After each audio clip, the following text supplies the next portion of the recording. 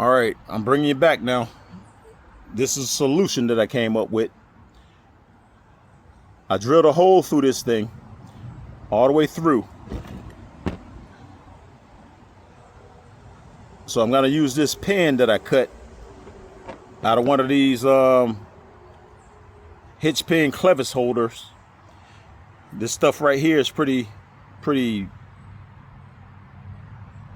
strong. So what I did, I drilled a small hole through here with my drill bit, and I'm going to use this in here like this and bend it over, because this right here, it's not pulling in and out. Once I lock this down with this lock nut and this nut right here, this is not gonna move.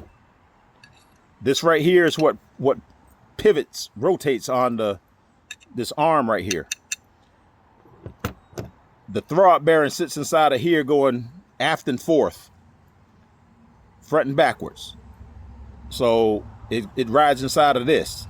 So I'm pretty confident that when I put this thing in, it's gonna hold this thing still once I lock it all down, and then I can go ahead on and go from there with my clutch install. And it should be sufficient, man. So I'm gonna go with that.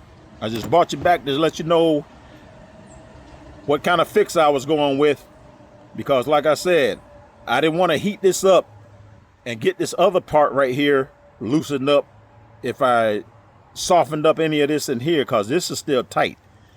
The only thing happening when I tighten this thing up, it pulled this thing out of this hole right here, out of this in where it was inserted. So I cleaned it up and pressed it back in, and now I'm pretty confident that this pin right here, once I install it in here like that, and then I bend it over, it'll hold it steady. It'll keep it from pulling out that way when I tighten up the lock nut. And then I get back to correct clutch operation with the pedal. And like I said, this thing rotates like this right here, forward and backwards.